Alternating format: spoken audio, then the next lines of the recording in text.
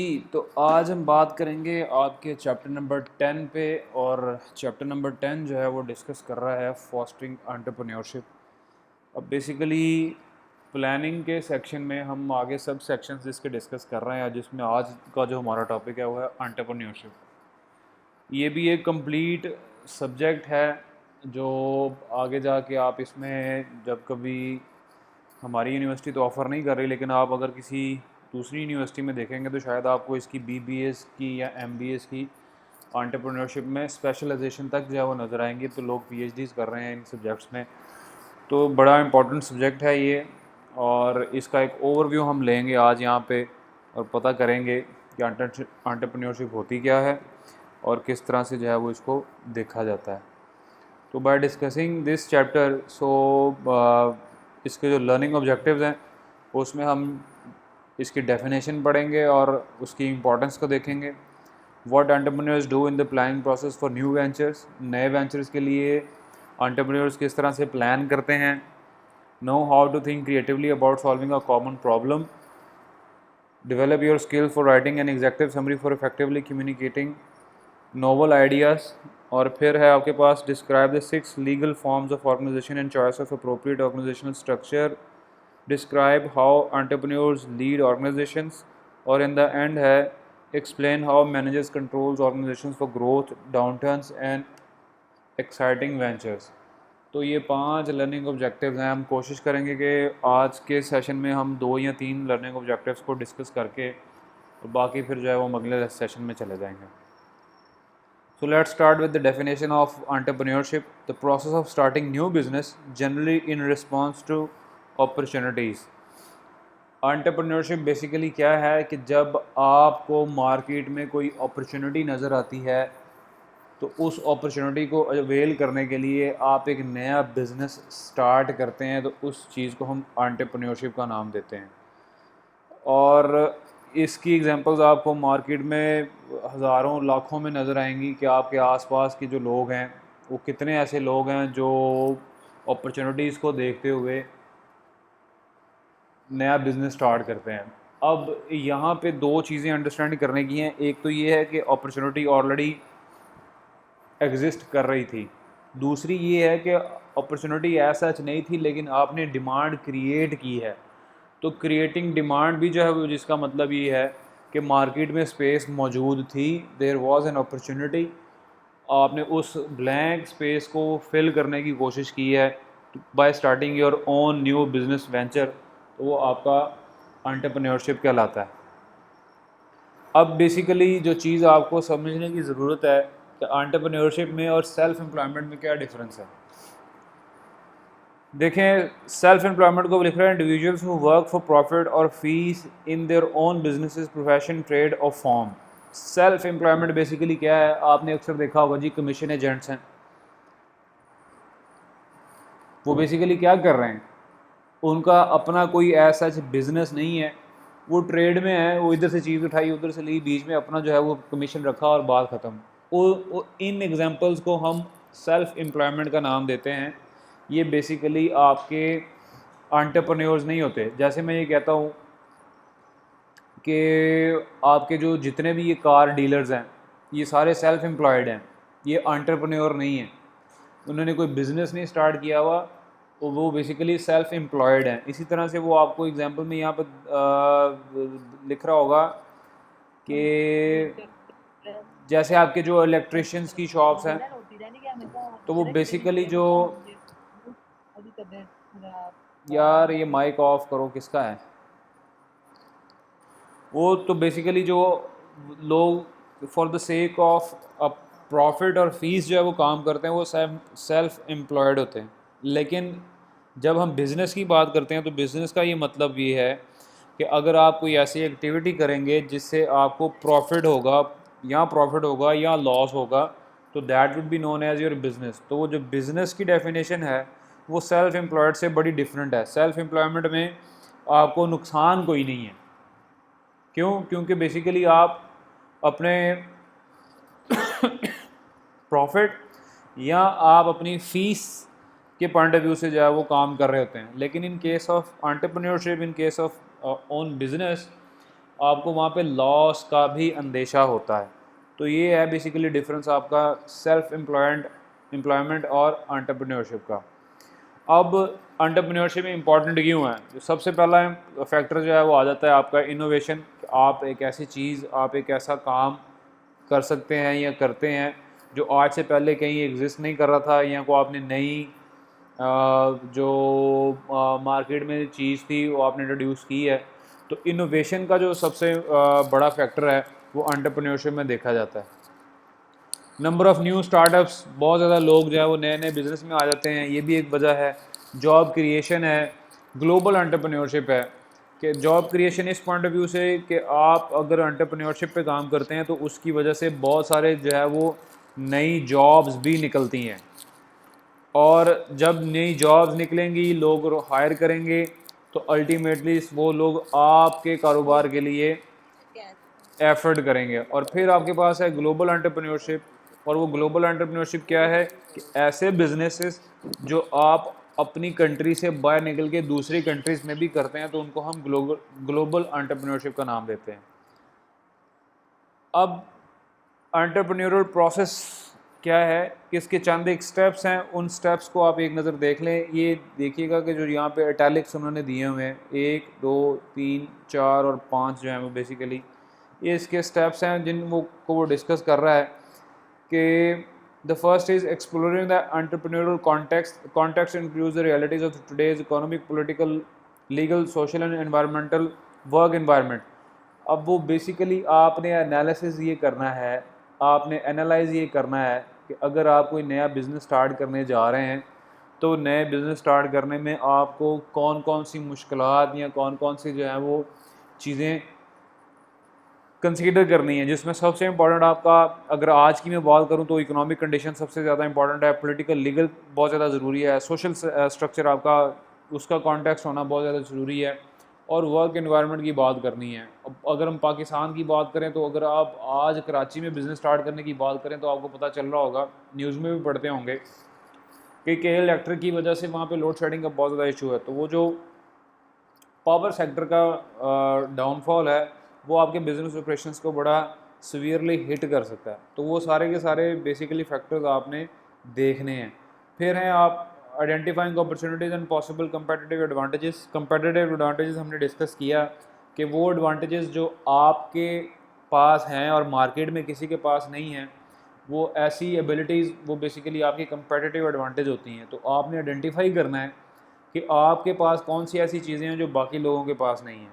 तो उनको यूज़ करते हुए you are suppose to start a new venture. जब आप न्यू वेंचर स्टार्ट करते हैं तो फिर आपने अपने बिजनेस ऑपरेशंस को स्टार्ट कर दिया, तो स्टार्टिंग योर न्यू वेंचर आप फिर उसको मैनेज करेंगे, और मैनेज करते हुए अल्टीमेट गोल आपका ये होगा कि आपने प्रॉफिट अर्न करना है। क्यों? क्योंकि जब हम बिज़नेस की डेफिनेशन पढ़ते हैं तो बिज़नेस की डेफिनेशन बेसिकली बताती ये है कि any legal activity that is performed for the sake of earning profit. जिस बिज़नेस की या जिस कारोबार में या जिस एक्टिविटी में आपके पास प्रॉफिट अर्न करने का ऑब्जेक्टिव ना हो वो बिज़नेस नहीं कहलाता। तो फिर इस पूरे सेटअप में एंटरप्रेन्योर्स करते क्या हैं?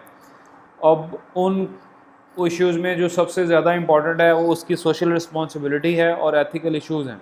सोशल रिस्पॉन्सिबिलिटी क्या है? जैसे हमने लास्ट टाइम डिस्कस भी किया था कि जहाँ पे आप कारोबार कर रहे होते हैं, जिस सोसाइटी में आप रह रहे होते हैं, वहाँ पे आपकी एक जो माशरती ज़िम्मेदारी है वो बनती है। वो क्या है? बेसिकली अक्सर आपने देखा होगा कि इंटरलूप के पॉइंट ऑफ व्यू से उन्होंने एक MOU साइन किया हुआ है द सिटीज़न फाउंडेशन के साथ।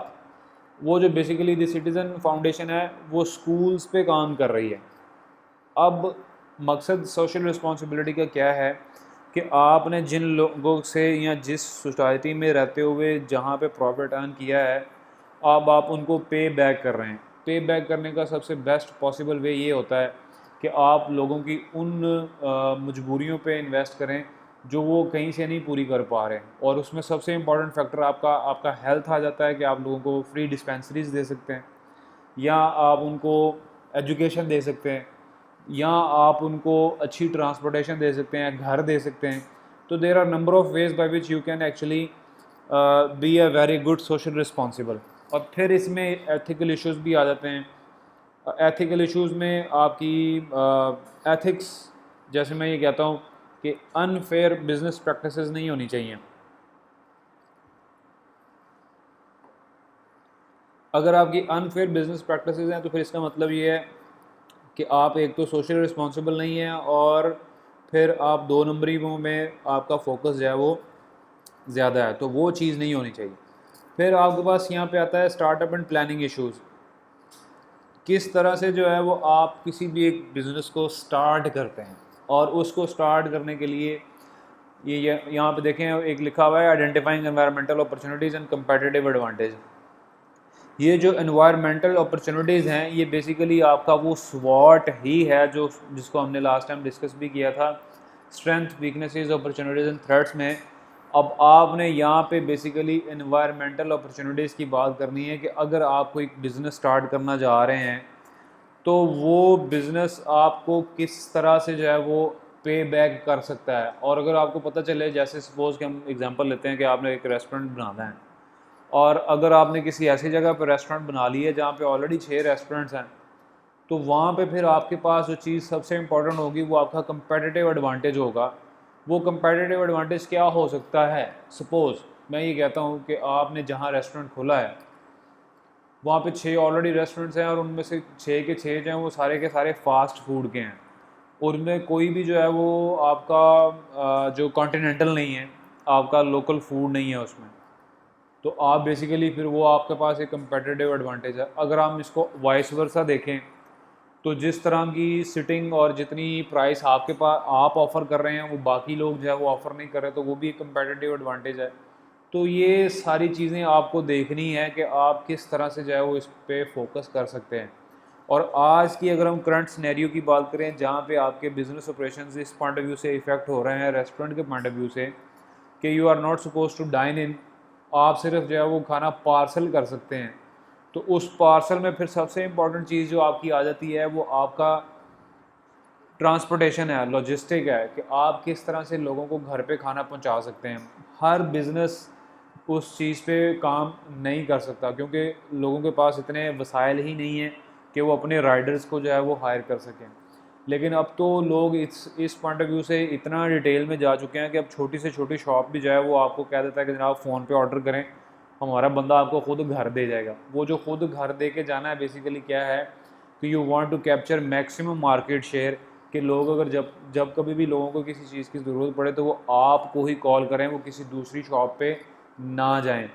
वहाँ पे फिर एक कॉन्सेप्ट आता है फूड पांडा का। अब बेसिकली वो फूड पांडा क्या है रेस्टोरेंट के पॉइंट ऑफ व्यू से? So if you don't want to hire your own riders, आप थर्ड पार्टी को बता देते हैं कि जनाब ये आप इनको ऑर्डर करें और ये हमारी जगह पे जो आपकी डिज़ायर्ड ऑर्डर या प्रोडक्ट है वो उसको डिलीवर कर देंगे। अब वो जो फूड पांडा है ये बेसिकली इटसेल्फ अपना एक अलहदा से एंटरप्रेन्योरशिप है, उसने अपना बिज़नेस किया हुआ है। अब उस बिज़नेस में बेसिकली वो करता क्या है कि वो आपसे ऑर्डर लेके अगली शॉप से चीज़ों को पिक करता है, आपको डिलीवर करता है और आपसे पैसे ले लेता है। अब वो पैसे बेसिकली जो आपसे उसने प्राइस ली है, कैश लिया है, वो वापस जाके उसको ट्रांसफ़र करेगा जहाँ से उसने वो खाने की चीज़ उठाई है। अब उसका उसमें प्रॉफिट क्या है? वो हर राइड पे अपना जो है वो मार्जिन रखते हैं, और फिर जिस कंपनी से उन्होंने जो चीज़ उठाई हुई होती है वो उसको 7 डेज़ के बाद वापस करते हैं। जैसे अगर मैं ये कहता हूँ कि आज आपने फूड पांडा से पिज़्ज़ा मंगवाया है और फूड पांडा ने पिज़्ज़ा जो है वो KFC से लिया है। अब KFC को फूड पांडा वाले 7 दिन बाद पे करेंगे। अब उन 7 दिन का मतलब ये है कि फूड पांडा वाले आपसे आज पैसे लेंगे और वो 7 दिन उसको अपने बैंक में रखेंगे। उस पे वो इंटरेस्ट भी यूज़ कर सकते हैं, उसको फर्दर यूज़ कर सकते हैं, और 7 दिन बाद फिर आपको वो जो है वो अपनी शेयर उसमें से डिडक्ट करके बाकी अमाउंट आपको ट्रांसफ़र करेंगे। जो चीज़ मुझे मालूम है वो ये है कि 70-30 रेशो होती है कि आपने अगर 100 रुपये की कोई चीज़ मंगवाई है तो फूड पांडा वाले का उसमें 30 रुपीज़ का मार्जिन है। अब आप अंदाज़ा करें कि अगर आपने 1000 की चीज़ मंगवाई है, उन्होंने उसमें से 700 वापस पे करना है। सो दैट मीन्स कि मुझे for a single pizza order एक पिज़्ज़ा की प्राइस जो है वो 700 मिलेगी।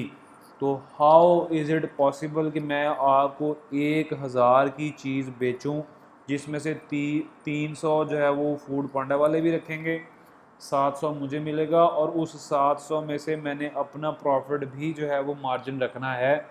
तो बेसिकली जो चीज़ आपको जो वैल्यू कन्वर्ट हो रही होगी तो वहाँ से फिर आपको पता चलता है कि इसमें कितना जो है वो मार्जिन होता है कि आप 1000 वाली चीज़ के अगेंस्ट कितना पे कर रहे हैं। और यही वजह है कि आपको फिर पता चलता है कि यार ये 1000 का है नहीं जितना जो अब उन्होंने इसके पैसे ले लिए हैं। सो दैट्स वाई कि उस 70% में से उन्होंने अपना प्रॉफिट मार्जिन भी रखना है और फिर टोटल कॉस्ट भी कैलकुलेट करनी है। तो पीछे तो 30-40% ही बच जाता है जो एक्चुअल वैल्यू है। तो ये है बेसिकली फूड पांडा का जो बिज़नेस मॉडल है।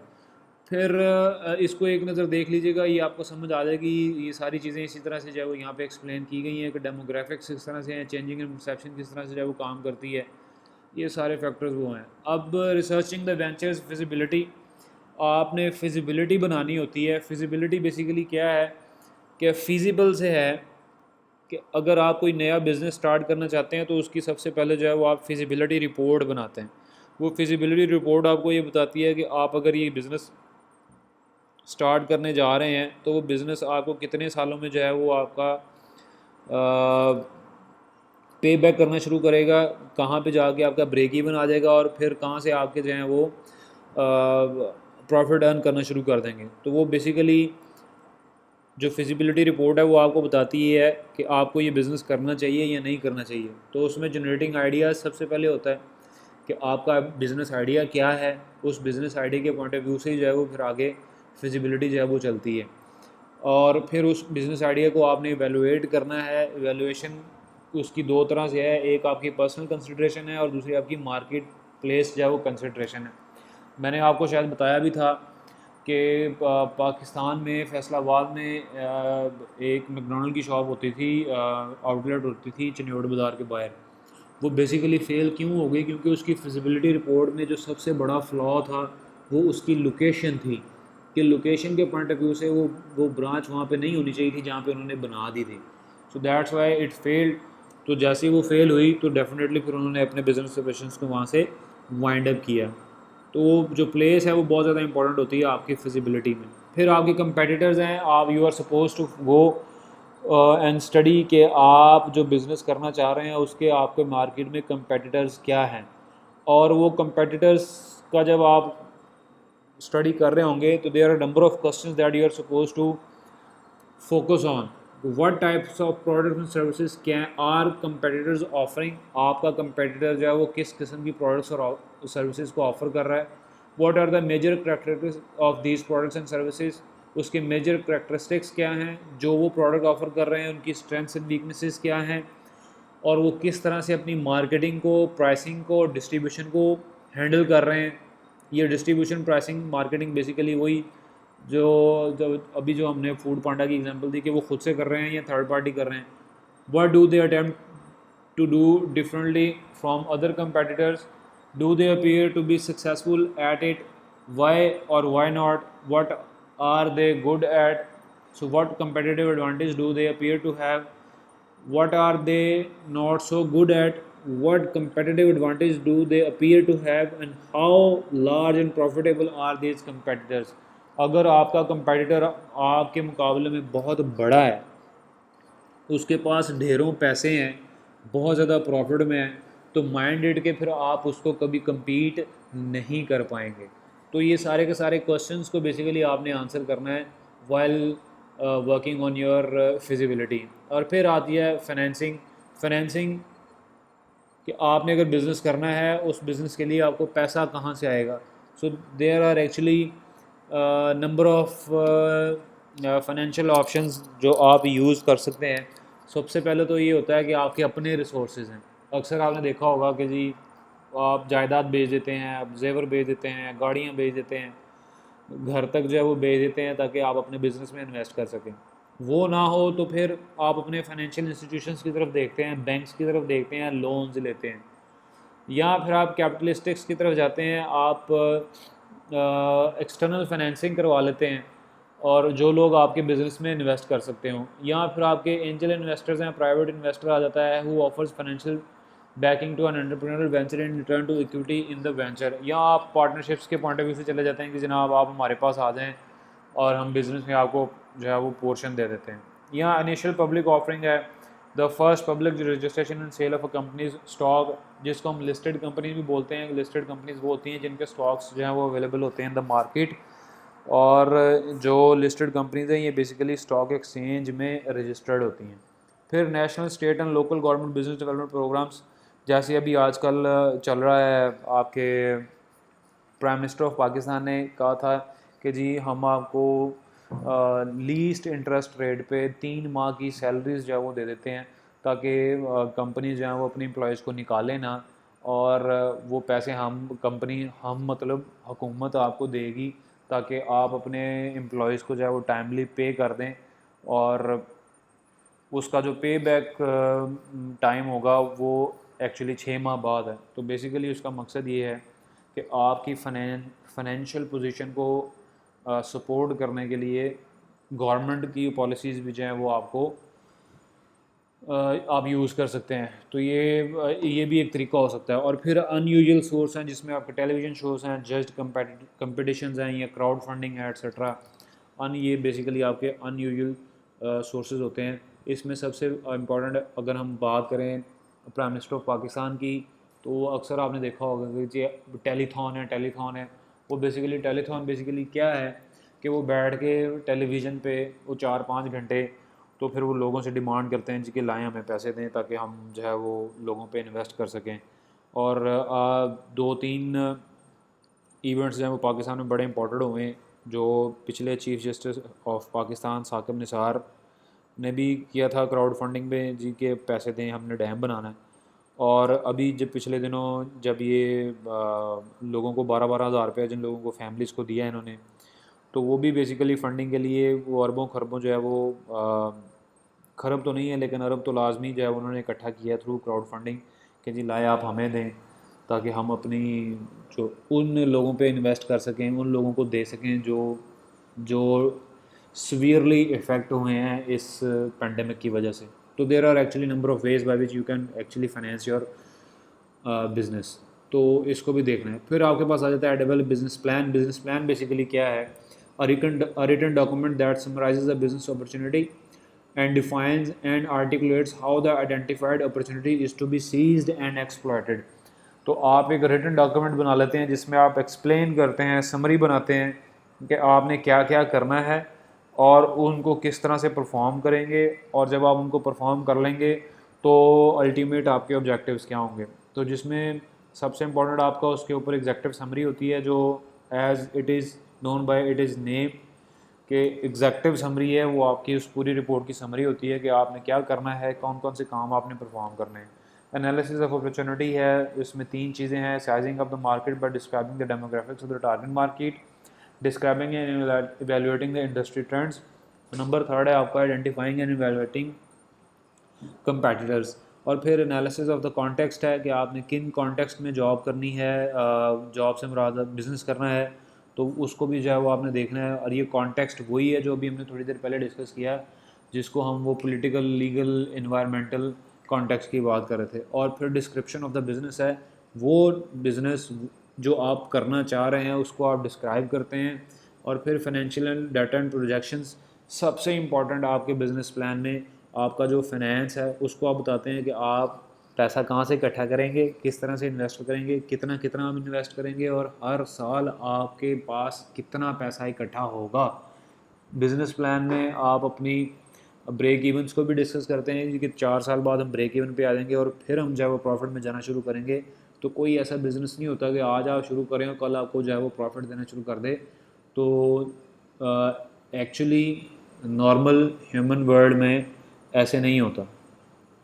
और फिर सपोर्टिंग डॉक्यूमेंट्स हैं, और उसमें आप किसी भी किस्म की सपोर्टिंग डॉक्यूमेंट्स आपके हो सकते हैं, आपके डिफरेंट नोटिफिकेशन हो सकते हैं, आपको एनओसीज जो हैं वो हो सकते हैं कि जो आपने गवर्नमेंट से या गवर्नमेंट के अदारों से लिए हैं कि जी आप बिज़नेस कर सकते हैं। और फिर आपके पास आ जाता है शेयरिंग इकोनॉमी। शेयरिंग इकोनॉमी की डेफिनेशन ही लेंगे बस, इसको हम ज़्यादा डिस्कस नहीं करेंगे। Business arrangements that are based on people's sharing something they own और providing a service for a fee. तो शेयरिंग इकोनॉमी है वो लोग, वो बिज़नेस अरेंजमेंट्स जो लोग आपके साथ सिर्फ इसलिए करते हैं क्योंकि उनके अगेंस्ट वो फिर आपसे फ़ी चार्ज करेंगे। और फिर यहाँ पे आपके पास है लीगल फॉर्म्स ऑफ ऑर्गेनाइजेशन, उसमें ये 4-5 किस्म की हैं, उनको भी हम एक नज़र देख लेते हैं और फिर हम वाइंड अप करेंगे इस चैप्टर को, इस टॉपिक को। लीगल फॉर्म्स ऑफ ऑर्गेनाइजेशन में सबसे इंपॉर्टेंट, सबसे पहली सोल प्रोप्राइटरशिप। आपने जो लोग आईकॉम करके आए हैं उन्होंने तो ये चीज़ को पढ़ा होगा, लेकिन जो एफएससी वाले हैं उनके लिए ये चीज़ नहीं है। अक्सर आपने दुकानों पे देखा होगा कि जी प्रोप्राइटर फ़लाँ फ़लाँ फ़लाँ, वो प्रोप्राइटर फ़लाँ फ़लाँ। तो बेसिकली वो जो प्रोप्राइटर है वो बेसिकली क्या है, a form of legal organisation in which the owner maintains sole and complete control over the business and is personally liable for business debts. जो सबसे इम्पॉर्टेंट चीज़ है वो आपकी ये बिज़नेस डेट्स हैं। आपका एक ऐसा कारोबार जिसके नफ़ा नुकसान के आप अकेले ज़िम्मेदार हैं, और अगर कल को उस पर किसी किस्म की कोई लाइबिलिटी आती है तो उस लाइबिलिटी को भी आप अकेले ही जो है वो हैंडल करेंगे। वो बेसिकली कारोबार आपके सोल प्रोप्राइटरशिप कहलाते हैं। इसके against general partnership, a form of legal organisation in which two or more business owners share the management and risk of business. आपकी जनरल पार्टनरशिप है कि दो या दो से ज़्यादा लोग मिलकर जब कारोबार करते हैं तो हम उसको पार्टनरशिप का नाम देते हैं। तो और फिर आपके पास लिमिटेड लाइबिलिटी पार्टनरशिप है। लिमिटेड लाइबिलिटी है बाय इट्स नेम कि जिसकी लाइबिलिटीज़ जो हैं वो लिमिटेड होती हैं। फिर एस कॉर्पोरेशन है, इनको हम देख लेते हैं। A form of legal organization consisting of general partners and limited by liability। सबसे इम्पॉर्टेंट कि उनकी लाइबिलिटीज़ जो हैं वो लिमिटेड होती हैं कि इस हद तक जो है वो आपकी ऊपर लाइबिलिटी है, उससे ऊपर आपकी लाइबिलिटी नहीं बनती। फिर आपके पास आ जाती हैं कॉरपोरेशन। सी कॉरपोरेशन क्या है? Corporation a legal business entity that is separate from its owners and managers. तो और फिर क्लोजली हेल्ड कॉरपोरेशन और corporation owned by a limited number of people who do not trade the stock publicly. तो basically जब आपके ऐसे business entity जो आपके ओनर से अलावा है तो वो बेसिकली आपकी कॉरपोरेशन कहलाती है। जो आपके लिए जब लोग काम कर रहे होते हैं तो वो बेसिकली आपकी कॉरपोरेशन कहलाती है। फिर एस कॉरपोरेशन है, a specialised type of corporation that has a regular characteristics of a C corporation but is unique in that the owners are taxed as a partnership as long as certain criteria are met. तो वो जब आपके जो owners हैं उस corporation के, अगर वो ख़ुद भी उस बिज़नेस में टैक्सेबल हैं तो वो आपका एस कॉरपोरेशन कहलाती है। S basically stands for subchapter of corporation. और फिर लिमिटेड लाइबिलिटी कंपनी है LLC, a form of legal organization that's a hybrid between a partnership and a corporation. अब ये वो एक मिडल ऑप्शन है आपका पार्टनरशिप में और आपकी कॉरपोरेशन में कि जी आप जिसको हम एलएलसी का नाम देते हैं, और उसमें आपका ऑपरेटिंग ऑर्गन एग्रीमेंट जो है वो ये होता है, document that outlines the provisions governing the way an LLC will conduct business. वो बेसिकली आपके बिजनेस ऑपरेशंस की जो हैंडलिंग है उसका बेसिकली एक डॉक्यूमेंट है जिसको हम ऑपरेटिंग एग्रीमेंट का नाम देते हैं। फिर यहाँ पे आपके पास सामने है ऑर्गेनाइजेशनल डिज़ाइन एंड स्ट्रक्चर। वो डिज़ाइन एंड स्ट्रक्चर एक अलहदा कंप्लीट स्ट्रक्चर का एक चैप्टर है जिसको हम आगे जाकर डिस्कस करेंगे, अभी उसको छेड़ने की ऐसा ज़रूरत नहीं है। फिर है आपके पास ह्यूमन रिसोर्स मैनेजमेंट, एचआरएम, बहुत इंपॉर्टेंट सब्जेक्ट, एक बहुत इंपॉर्टेंट इशू जिसके बेसिकली 4-5 फंक्शंस हैं, जिसमें सबसे पहला है आपका रिक्रूटमेंट कि आपने लोगों को हायर कैसे करना है, कौन कौन से लोग आपको चाहिए होंगे, right person for the right job. ये बेसिकली आपकी एचआरएम के इश्यूज़ हैं। वो उसकी जब आप रिक्रूटमेंट बेसिकली हायरिंग को बोलते हैं। तो जब आप लोगों को हायर कर लेते हैं तो फिर आपने उनको कोशिश करनी है कि वो आपको छोड़ के ना जाएं। वो जो छोड़ के ना जाना है वो बेसिकली आपकी रिटेंशन कहलाती है, एम्प्लॉय रिटेंशन। तो एम्प्लॉय को रिटेन करने के लिए आपने क्या करना है, आप उनको डिफरेंट बेनिफिट्स देते हैं, वो आपको कंपनसेट आप उनको करते हैं, आप उनको हेल्दी वर्किंग एनवायरनमेंट देते हैं, आप उनको लेबर लॉज देते हैं। So there are number of ways by which you can actually retain your employ. तो जितना ज़्यादा, जितना लंबा कोई एक इंडिविजुअल एक ऑर्गेनाइजेशन के साथ काम करता है तो उस तरह से उतना ज़्यादा ही उसका कमिटमेंट लेवल भी जो है उस ऑर्गेनाइजेशन के साथ बढ़ जाता है। फिर है आपके पास इनिशिएटिंग चेंज। ये चेंज वही चेंज है जो चेंज मैनेजमेंट हमने पीछे अभी डिस्कस किया हुआ है, तो इस पर भी हमें ऐसा कोई बात करने की ज़रूरत नहीं है। तो चेंज मैनेजमेंट को आप ज़्यादा बेहतर समझते हैं। और ये था बेसिकली आपका आज का जो आप इसको कह सकते हैं लर्निंग ऑब्जेक्टिव्स। तो हमने पहले 3 लर्निंग ऑब्जेक्टिव्स हैं वो फॉस्टरिंग एंटरप्रेन्योरशिप के पॉइंट ऑफ व्यू से डिस्कस कर लिए हैं। नेक्स्ट लेक्चर में जब हम आएंगे तो we will discuss 10.4 and 10.5। Clear हो गया जी।